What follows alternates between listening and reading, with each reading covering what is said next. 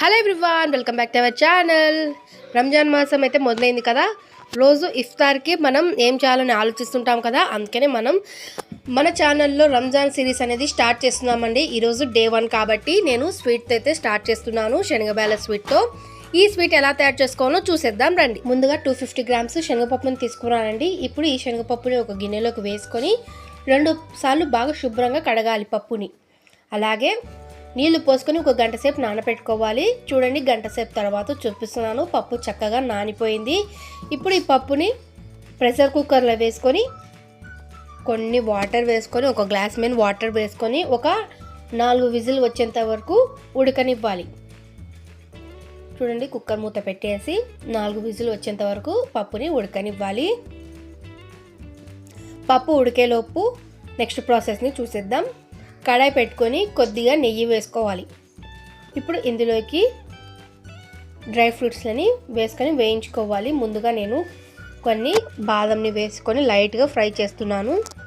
లైట్గా ఫ్రై అయిన తర్వాత ఇందులోకి జీడిపప్పు వేసుకొని కాసేపు ఫ్రై చేసుకోవాలి. అలాగే కొద్దిగా కొబ్బరిని కూడా వేసుకొని ఫ్రై చేసుకోవాలి. చూడండి, చక్కగా వేగిపోయాయి డ్రై ఫ్రూట్స్. ఇప్పుడు వీటిని ఒక ప్లేట్లోకి తీసుకోవాలి.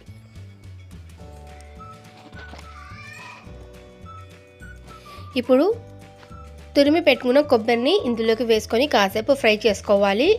ఇది ఎక్స్ట్రా ఫ్లేవర్ కోసం చాలా బాగుంటుంది ఇలాగ తురిమి వేస్తే. చూడండి, ఇలా గోల్డెన్ కలర్ వచ్చినప్పుడు తీసి ఒక ప్లేట్లోకి వేసుకోవాలి.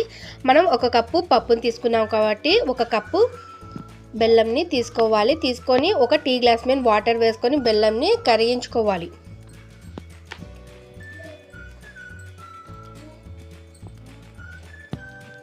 చూడండి, బెల్లం కరగడం స్టార్ట్ అయింది. చూడండి, ఇలానే బెల్లం మొత్తం ఉండలు ఏం లేకుండా కరిగించుకోవాలి. ఇక్కడ నాకు లైటింగ్ కొంచెం తగ్గింది, ఎందుకంటే పవర్ కట్ అయింది కాబట్టి కొంచెం లైటింగ్ అనేది తగ్గిపోయింది. చూడండి, 4 విజిల్ వచ్చిన తర్వాత ఇప్పుడు ఈ పప్పుని మరొక గిన్నెలోకి ట్రాన్స్ఫర్ చేసుకోవాలి. నేను 2 గంటల ముందే సగ్గుబియ్యాన్ని నానబెట్టానండి. ఇప్పుడు ఈ సగ్గుబియ్యాన్ని కుక్కర్లోకి వేసుకొని ఒక 2 విజిల్ వచ్చేంత వరకు ఉడికించుకోవాలి. చూడండి, ఒక గ్లాస్ వాటర్ వేసుకొని సగ్గుబియ్యాన్ని మూత పెట్టుకొని ఉడికించుకోవాలి. 2 విజిల్ వస్తే సరిపోతుంది. చూడండి, బెల్లం చక్కగా కరిగిపోయింది. ఇప్పుడు స్టవ్ ఆఫ్ చేసేసుకుందాం. ఇప్పుడు ఈ బెల్లం సిరప్ని మనం ఉడికించి పెట్టుకున్నాం కదా ఇందాక పప్పుని. ఈ బెల్లం సిరప్ ఇందులోకి వేసుకోవాలి. టీ స్ట్రైనర్ పెట్టి వేస్తే చెత్త ఏమన్నా ఉన్నా అక్కడనే వెళ్ళిపోతుంది కాబట్టి ఇలాగా వేసుకోవాలి. వేసుకొని చక్కగా కలుపుకోవాలి. చూడండి, పవర్ అయితే వచ్చేసింది, కొంచెం లైటింగ్ అయితే పెరిగింది కదా. చూడండి, ఇలాగా దగ్గర పడేంత వరకు పాయసాన్ని బాగా మరిగించుకోవాలి.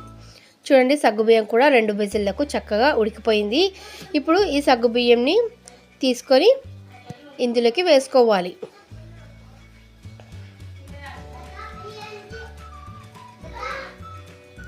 చూడండి, ఇలాగా వేసిన తర్వాత పాయసాన్ని చక్కగా మరిగించుకోవాలి దగ్గర పడేంత వరకు. ఇది చల్లగా కొద్దీ గట్టి పడుతుంది. ఇప్పుడు ఇందులోకి డ్రై ఫ్రూట్స్లని వేసుకోవాలి. చూడండి, డ్రై ఫ్రూట్స్ ఇందులోకి వేసుకొని ఒక 5 నిమిషాల పాటు పాయసాన్ని బాగా మరిగించుకోవాలి. చల్లారే కొద్దీ పాయసం చిక్కబడుతుందండి.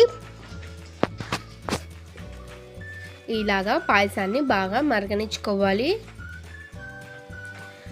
రాయలసీమలో అయితే చాలా మోస్ట్ ఫేమస్ రెసిపీ అండి ఈ శనగపాయల పాయసం. ఖచ్చితంగా ఒకసారి ట్రై చేసి చూడండి, చాలా బాగుంటుంది టేస్ట్.